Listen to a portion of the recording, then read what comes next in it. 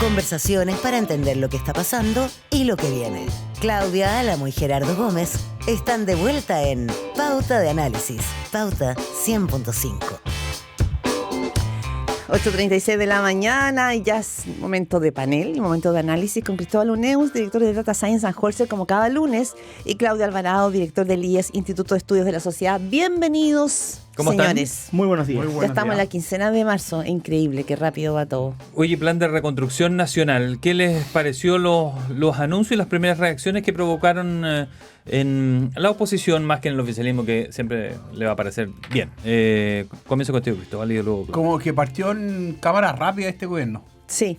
¿No es cierto? ¿Ya? Bien activo el anuncio en el sur, hoy día está en el norte, mañana parece que va a estar en Antofagasta. Sí.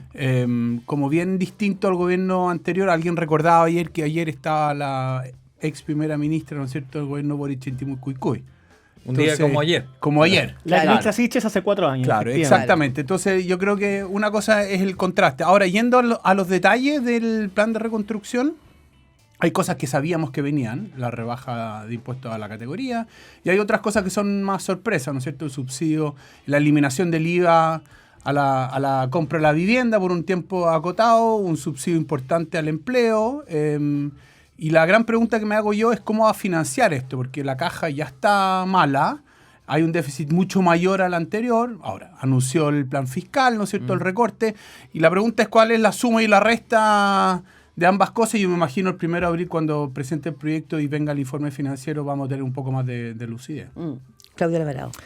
Coincido bastante con los puntos que pone Cristóbal sobre la mesa. Por un lado, es muy evidente el esfuerzo de mostrar un gobierno en acción, y en acción en sentido fuerte, digamos. O sea, uno piensa el despliegue tanto del presidente de la República en sus primeros días como de parte de varios de sus ministros, y es bien, no quiero decir impresionante, pero es bien notorio que aquí hay un plan en orden a transmitirle a la ciudadanía: aquí se está intentando encarnar un cambio de rumbo.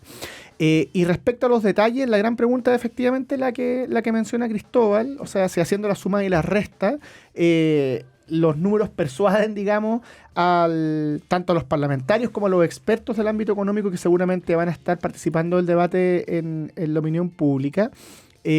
Pero visto desde lejos, digamos, con los titulares, el proyecto tiene una cosa interesante, y es que de algún modo le fija una hoja de ruta al gobierno para el primer año. O sea, son 40 medidas con 5 ejes, y entonces, en paralelo al despliegue en terreno con medidas que más bien apuntan a hacer tangible el cambio de rumbo desde el punto de vista del corto plazo, también se fija algo así como una hoja de ruta, y en ese sentido... Ahora, solo una cosa, todos los gobiernos hacen eso. Gabriel Boric no. Esperó al plebiscito del 4 de septiembre. Sí, no, Gabriel, Pero lo decía Bachelet ayer, 2 sí, con la reforma tributaria. Y lo hizo también Piñera con los 100 días. Todos los presidentes llegaban con un plan hasta los 100 días. Ese era como un clásico, era un clásico. Sí, pero esto es casi puro Congreso. Esto es el 40, pero no los decretos. O sea, No, estoy de acuerdo. Sí. Pero este plan tan grande... Sí, esto es Congreso. Bachelet 2 tuvo la reforma tributaria, ¿no es cierto? Muy Sí. al principio, pero no tuvo un abanico de medidas. Entonces yo estoy de acuerdo con Claudio, como que le fija la hoja ruta. Yo tengo 2 preguntas adicionales. Uno, ¿este es un proyecto o son varios proyectos? Porque revisando la lista... Son varios, po. No es claro. No es claro, porque porque... no es que va a ser claro. una especie de misceláneo, decía ayer en Ya, Canal es 13. que Yo ahí tengo la voy. impresión de que va a ser Entonces, mencionado. Javier Milei, Omnibus. Claro, y yo pensé exactamente lo Eso mismo, es. pero el problema es que tiene igual reformas estructurales. Sí. Reformar el servicio de evaluación de impacto ambiental. Sí. Es una discusión larga. Entonces ¿Qué no va a fue? ser tan se termina fácil. descolgando como otro proyecto al final Claro, de cuentas, ¿no? O se discute aparte. me refiero. Y lo segundo, podemos tener un gobierno de emergencia. No tenemos un congreso de emergencia. Entonces el Congreso va a poner la pelota Buen al punto. piso y se va a frena. discutir. Más lento. Yo creo que no van a aprobar la reforma tributaria hasta no ver el presupuesto de la Nación en octubre. Entonces tienen tiempos distintos. Yo no sé si es buena idea poner todo junto en un solo proyecto. Ahora, también se ha hablado mucho estos días de hasta cuándo tú puedes extender el concepto de gobierno de emergencia, por una parte, ¿no? De emergencia económica, de emergencia migratoria y de emergencia de seguridad. ¿Les parece que ahí hay algo por redefinir de parte del actual gobierno? Y también me gustaría después hacer como el pie respecto del ordenamiento, porque lo que estamos viendo es que el segundo piso de José Antonio Kast va a ser tan poderoso como el segundo piso de Ricardo Lagos Escobar. O sea, un gobierno que va a roncar mucho desde ese núcleo de poder. A ver, sobre el concepto de emergencia, es verdad que la opinión general de parte de quienes participan en el debate público ha sido que es un concepto que dura más bien poco tiempo. Yo tengo mis dudas, porque la emergencia fiscal es algo que se va a poder sostener más que por 3 meses. La emergencia en seguridad es probable que del mismo modo, y además la narrativa de la reconstrucción es de algún modo algo que viene a hacerse cargo. O sea, como estamos en emergencia en varios planos, aquí buscamos también amplificar el concepto de reconstrucción. Eso es lo que uno lee del modo en que lo presenta el presidente de la República el sábado. Y entonces a mí me parece que eso le da vuelito, como se dice coloquialmente, para más que los primeros 90 días. Así que yo no estoy seguro que el concepto sea algo necesariamente de corto plazo. Y con respecto al... iba a agregar algo, Cristóbal, perdón. Yo distingo, te pongo un matiz con Claudio. Uno, yo creo que cuando se apruebe la reforma tributaria, va a ser un hito para este gobierno. ¿No es cierto? Sí, se y por lo tanto, yo entiendo que algo se va a aprobar en la discusión, una parte, ¿no es cierto? Entonces ahí puede ser quizá un punto de inflexión, estamos sentando las bases, estamos como una semi-emergencia, ¿no es cierto? Yo encuentro que la zanja en el norte también puede dar un hito cuando se cumplan los primeros 100 kilómetros, los primeros 500 kilómetros. No tengo idea cuáles son los plazos. En seguridad, yo estoy de acuerdo con Claudio que va a ser mucho más largo. Y solo un punto con respecto al segundo piso. Sí, es que es importante como sí, estructura. Sí. Yo tengo un matiz con eso, estoy absolutamente de acuerdo y yo me di cuenta, las imágenes son reveladoras, cuando vino el subsecretario de Estado americano, ¿no es cierto? Y tuvo la entrevista con el presidente Boric, estaba el canciller, ¿no es cierto? Estaba Alejandro Irarrázaval. Con el presidente Kast. Perdón, con el presidente Kast. Estaba Alejandro Irarrázaval en la reunión. Entonces, es una señal... Y en el primer consejo de gabinete también. Eso no lo vi. Pero yo tengo un matiz con respecto al gobierno Lagos, que quizás podamos verlo, pero no lo he visto hasta ahora. Otoni iba y se juntaba con mucha gente. Salía de la moneda.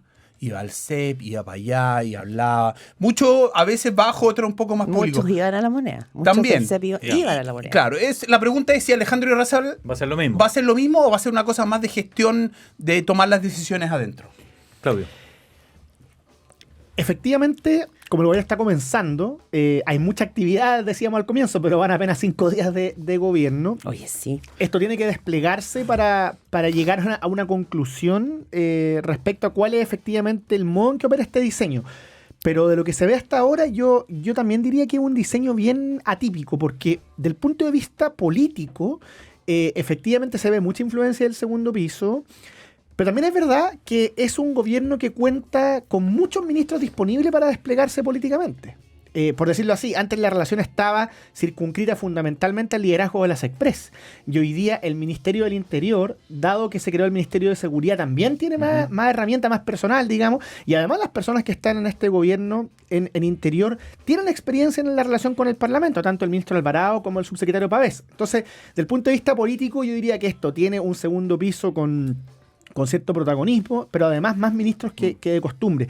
Y desde el punto de vista económico, ha quedado bien claro en las primeras horas que el ministro Quirós también tiene bastante. Esa es la pregunta que le iba a hacer, porque ¿qué le ha parecido el acento que se ha puesto en dejar? Quizás eso puede ser, y esa es mi pregunta, la justificación de las medidas que se están adoptando, el demostrar que las cuentas vienen mal cuadradas, que vienen en rojo. Esto a raíz de la polémica, nos dejaron 46, nos dejaron 1.400 millones en la caja fiscal. Claro, lo de la fiscal lo sabíamos, ¿no es cierto? Ya lo había dicho el CFA y todo. ¿Quién tiene razón a todo esto? ¿Quirós o Grau? No, Quirós.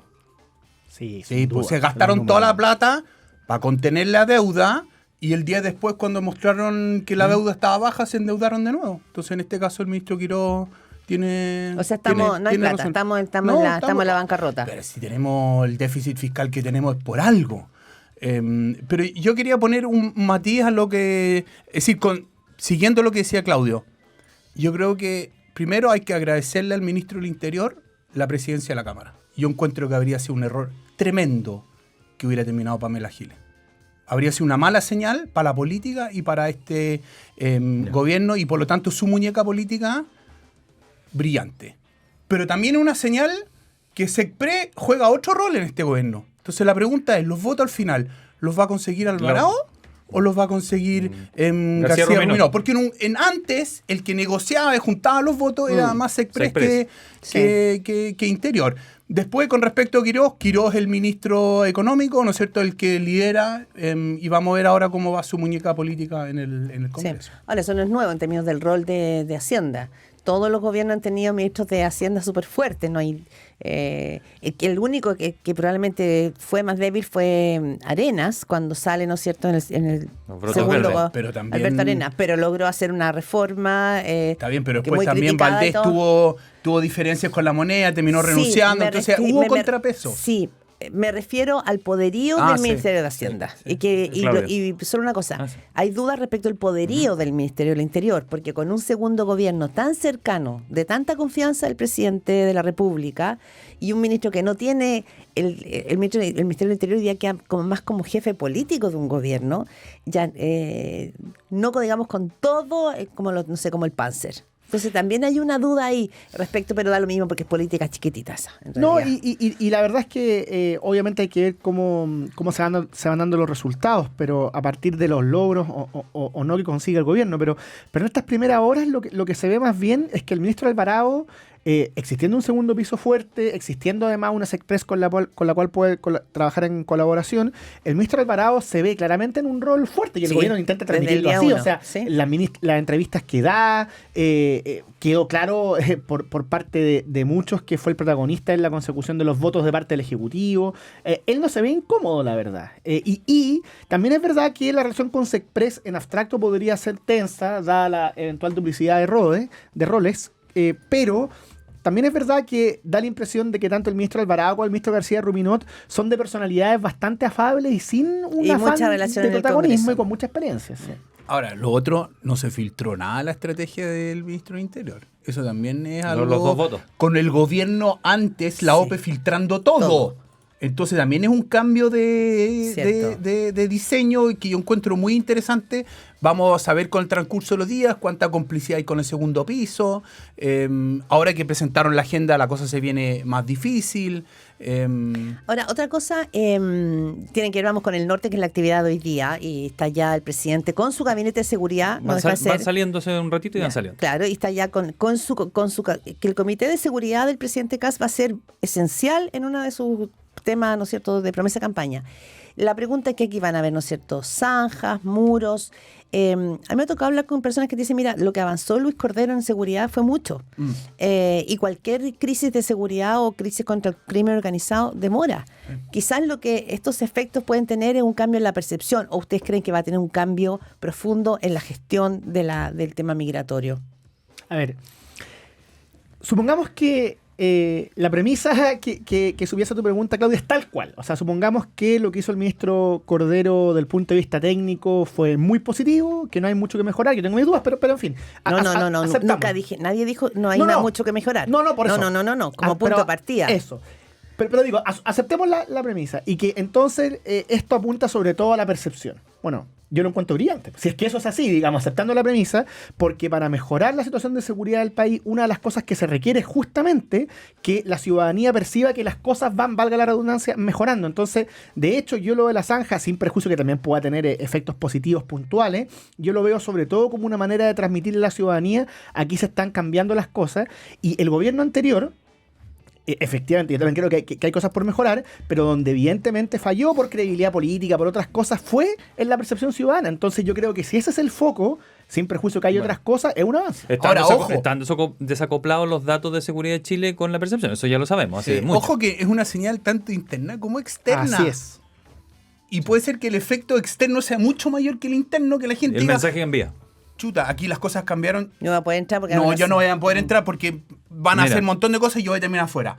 Entonces, que un poco lo que hizo Trump muy al principio, ¿no es cierto? Dando estas señales. Entonces yo creo que ellos aprendieron y si ese es el efecto, entonces lo encuentro, como dice Claudia, una movida muy, muy buena, en el sentido de que, bueno, parte de las promesas de campaña era justamente el tema de de inmigración. Ahora, Lo que pasa es que obviamente, perdón, Cristóbal, no podría ser eso lo único. Y ahí entonces es donde... Hay que más allá la percepción. dices tú. Claro, o sea, yo creo que O sea, trabajar la percepción... Solo la percepción. No basta. Yo creo que trabajar la percepción Se te es muy... cae, porque si después en el cotidiano te siguen haciendo Claudio, portonazos en la que casa. termine Claudio, no ha No, terminado. muy cortito. Digo que efectivamente no basta, como dice Claudio. O sea, es algo muy importante, lo cual hay que trabajar. La política se juega la credibilidad en parte en eso, pero se requiere también trabajar la cuestión de fondo. Y ahí es donde el nombramiento de la ministra de Seguridad parece muy pertinente. O sea, tener a alguien con experiencia en la persecución del crimen, llevándola ahora con esa experiencia al Ejecutivo, hay que ver cuál es su desempeño, pero parece un buen complemento al trabajo a nivel de percepción. Cristóbal ahora, Lemus. interesante, ella jugaba un rol público Impresionante. mucho más